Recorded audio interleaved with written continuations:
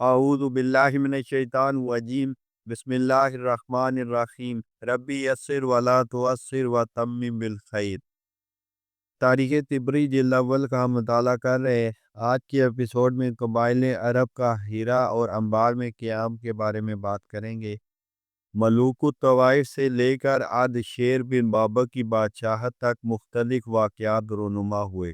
بقول ہشام بن محمد، ان میں سے ایک دفعہ قبائل عرب کا عراق وغیرہ کے آس پاس کے دیہاتوں سے ہیرا انبار اور اس کے مضافات میں آ کر بسنا ہے۔ ہشام بن محمد سے مروی ہے کہ جب بخت نصر مر گیا تو وہ اہل عرب جن کو بخت نصر نے قتل کی غرض سے ہیرا میں ٹھہرایا تھا وہ انباریوں سے مل گئے اور ہیرا ویران ہو گیا۔ ایک طویل زمانے تک وہ کھنڈر بن کر پڑا رہا۔ بلاد عرب میں سے کوئی بھی شخص وہاں آنے جانے والا نہ تھا۔ اس کے برعکس انبار میں خود انباری تھے۔ ان کے علاوہ ہیرا سے آنے والے اہل عرب جن کا تعلق عرب قبائل بنو اسماعیل اور بنو معد بن عدنان سے تھا، وہ لوگ بھی آ کر بسنے لگے۔ جب معد بن عدنان اور اس کے ساتھ جو عرب قبائل تھے ان کی اولاد زیادہ ہو گئی اور تہامہ اور اس کے آس پاس کے علاقوں کو بھر دیا تو ان کے درمیان جنگ پھوٹ پڑی اور آئے دن مختلف قسم کے جھگڑے اٹھنے لگے۔ ان حوادث کی وجہ سے وہ لوگ چھوٹی چھوٹی ٹکڑیوں میں بٹ گئے اور وسیع اور کشادہ جگہوں کی طرف نکل گئے۔ چنانچہ بلاد یمن اور مشارق شام اور اس کے ارد گرد کے علاقوں میں پہنچ گئے۔ ان میں سے کچھ قبائل بحرین آ کر آباد ہوئے جہاں پہلے سے ازد قبیلہ آباد تھا۔ یہ لوگ عمران بن عمر کے زمانے میں یہاں آئے تھے۔ ان کا تعلق بنو عامر سے تھا۔ عامر کو ما اس سما بن حارثہ کہتے ہیں، اور جو لوگ تہامہ سے آئے تھے وہ مالک بن عمر تھے۔ یہ دونوں خیم بن تیم اللہ کے بیٹے تھے۔ ان کا سلسلہ نسب یوں ہے: مالک بن عمر فہم بن تیم اللہ کے بیٹے تھے جو اسد بن وبرہ بن ثعلب بن حلوان بن عمران بن الحاف بن قضاعہ، جبکہ مالک بن عمر زبیر بن عمر بن فہم بن تیم اللہ بن اسد بن وبرہ اپنی قوم کے ساتھ یہاں آئے تھے۔ اسی طرح ہیکار بن ہیک بن عمیر بن کنس بن معد بن عدنان اور غطفان بن عمر بن تمسان بن ارزمنات بن یکدوم بن افسہ بن دامہ بن ایاد بن نزار بن معد بن عدنان اور زمہر بن حارث بن شلسل بن زہر بن ایاد اور شبا بن سبی بن حارث بن اقصہ بن دامہ بن ایاد وغیرہ سب لوگ یہاں آ کر بسنے لگے۔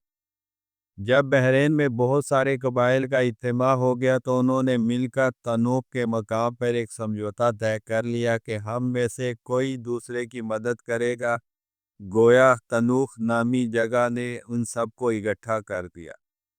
بعد میں نمارہ بن لحم کے کچھ لوگ وہاں آ کر اترے تو مالک بن زہیر نے جزیمت الابرش بن مالک بن فہم بن غانم بن دوس الازدی کو اپنے ساتھ تنوخ کی دعوت دی اور اپنی بہن لمیس بنت زہیر کا نکاح اس سے کرا دیا۔ اب خزیمہ بن مالک اور اس کی قوم نے جو پہلے سے وہاں تھی تنوخ سے سمجھوتے میں شرکت کر لی۔ اب مالک اور عمر جو فہم کے بیٹے ہیں ازد قبیلہ ان کا حلیف ہو گیا۔ اجتماع قبائل کب ہوا؟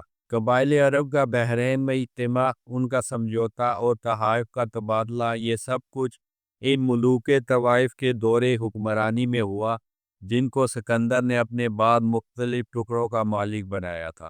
یہ ملوک طوائف کا دور چلتا رہا یہاں تک کہ عاد شیر بن بابک کی حکومت آئی تو اس نے ان پر غلبہ پا لیا اور یہ بادشاہ اس سے دست نگر بن گئے۔ طوائف الملوکی کے معنی: ان چھوٹے چھوٹے بادشاہوں کو ملوک الطوائف اس لیے کہتے ہیں کہ ان کی سلطنتیں بہت چھوٹی چھوٹی ہوتی تھی، یہاں تک کہ چند محلات پر بھی مشتمل ہوتی تھی۔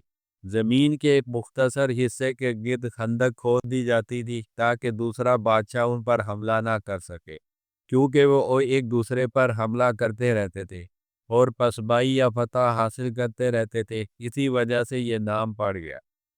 روایت ہے کہ بحرین کے باشندوں نے عراق اور اس کے مضافات پر غلبہ حاصل کرنا چاہا اور ساتھ ہی بلاد عرب کے آس پاس بسنے والے اجمیوں پر تسلط جمانے کا ارادہ کیا۔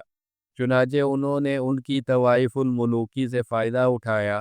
اہل بحرین اپنے اہل گرفت لوگوں کو عراق لے جانے میں کامیاب ہو گئے۔ ان منصوبہ بندیوں پر عمل درآمد کے لیے ایک جماعت تیار کر لی۔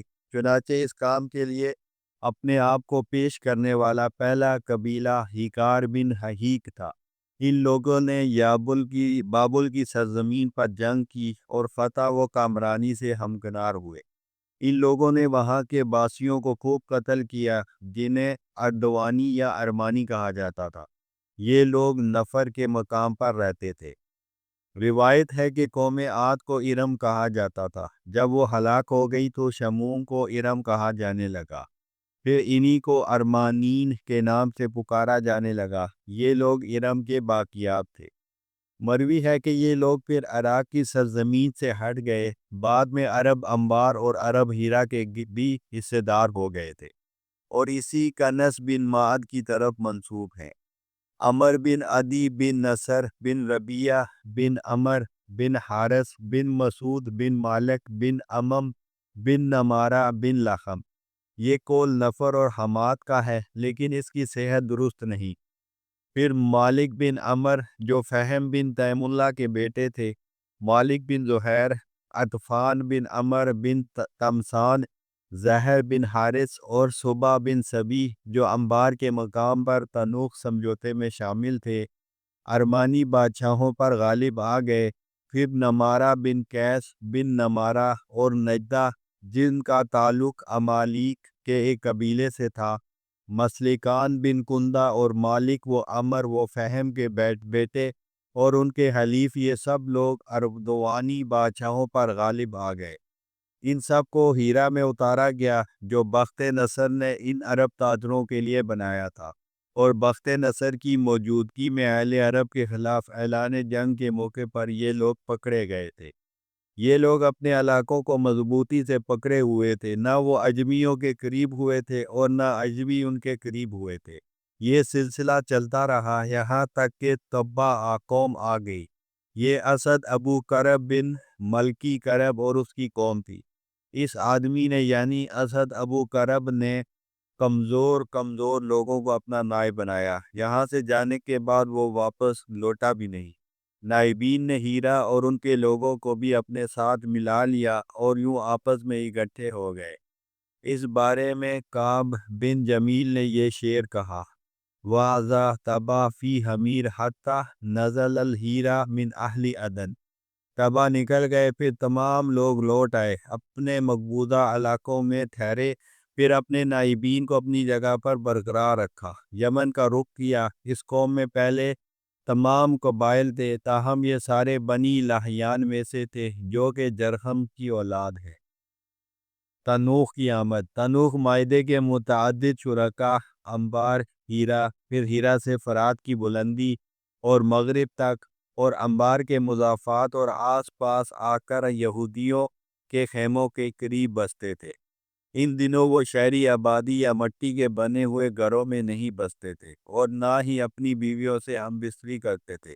انبار اور ہیرا میں سکونت کے دوران ان کی جماعت کے کچھ اور لوگ بھی آ کر ان سے مل گئے جو عرب الضیاخیہ کہلاتے تھے۔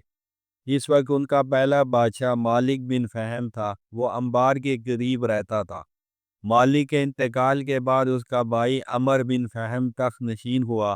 اس کے انتقال کے بعد جزیمت الابرش بن مالک بن فہم بادشاہ بنا۔ اس کا سلسلہ نسب دوش بن عدسان بن عبداللہ بن نصر بن زہران بن کعب بن حارث بن کعب بن عبداللہ بن مالک بن نصر بن الازود بن الغوث بن مالک بن زید بن کہلان بن سبا ہے۔ ابن کلبی کی روایت ہے کہ جزیمت الابرش حاربہ اولا میں سے تھا۔ تفسیر یہ ہے کہ وہ بنی وبار بن امیم بن لوز بن سام بن نوح ہے۔ ملک جزیمہ۔ روایت ہے کہ جزیمہ بڑا صاحب الرائے، امن پسند، دشمنوں پر غالب اور عقل مند آدمی تھا۔ یہ پہلا بادشاہ تھا کہ جس نے عراق کو بھی اپنی سلطنت عرب میں شامل کر لیا۔ اور دشمنوں سے متعدد جنگیں لڑی۔ یہ بس کا مریض تھا، اہل عرب اس سے کتراتے تھے، لیکن اہل عرب میں اس کی عظمت شان بہت تھی۔ برس ہونے کے باوجود وہ لوگ اس مرض کا مریض نہیں مانتے۔ روایت ہے کہ جزیمت الوضع یا جزیمت الابرش کے محلات ہیرا اور انبار کے درمیان، وبکا وحبت اور اس کے مضافات میں عین التمر خشکی کے اطراف میں غبیر قدقاتانہ اور اس کے آس پاس کی جگہوں پر تھے۔ اس کے پاس اموال کا ڈھیر لگتا تھا اور ہر طرف سے وفود آتے تھے۔ جزیمہ تسم اور جدلیس عرب قبائل سے ان کے علاقے میں جا کر لڑتا تھا، جبکہ تسم اور جدلیس دونوں عربی زبان بولتے تھے۔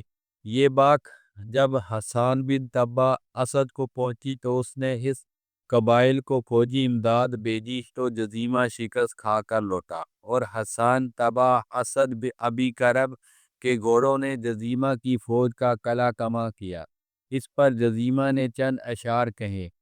ابن کلبی کا کہنا ہے کہ ان میں سے صرف 3 اشعار اس کے ہیں، باقی سب باطل ہیں۔ ابن کلبی نے زمانہ جاہلیت کے ایک اور شعر کا بھی تذکرہ کیا ہے جو کہ گزشتہ زمانے میں لوٹ مار پر کہا گیا ہے۔ بتوں کی چوری۔ جزیمہ نے نبوت کا دعویٰ کیا اور غیب کی باتیں بتانے لگا، اور سیزدان نامی 2 بتوں کی پوجا کرنے لگا۔ یہ دونوں بت ہیرا میں رکھے ہوئے تھے۔ وہ ان بتوں سے بارش مانگتا اور دشمن پر غلبہ اور فتح مانگتا تھا۔ قوم حیاد اباغ کے چشمے پر آباد تھی۔ اباغ امالیک میں سے ایک شخص کا نام تھا۔ یہ لوگ جب یمن اباغ میں آ کر بسے تو جزیمہ نے ان سے جنگ شروع کی اور یہ سلسلہ چلتا رہا۔ ایک مرتبہ کا ذکر ہے کہ قوم حیاد کا ایک وفد ان کے 2 بتوں کے مجاوروں کے پاس آیا۔ انہوں نے ان مجاوروں کو شراب پلائی۔ جب مجاور شراب کے نشے میں غرق ہو گئے تو وفد کے ارکان وہ بت چرا لیے۔ صبح کو جب اس بات کا علم ہوا تو اس وقت وہ بت قوم حیاد کے پاس پہنچ چکے تھے۔ قوم حیاد نے جزیمہ کو پیغام بھیجا کہ تمہارے بت ہمارے پاس ہیں، یہ بت آپ لوگوں سے بیزار ہیں، اور اگر تم ہمیں یہ اطمینان دلا دو کہ آئندہ تم لوگ ہمارے ساتھ جنگ نہ کرو گے تو ہم بت تمہیں واپس کر دیں گے۔ وآخر دعوانا الحمد للہ رب العالمین۔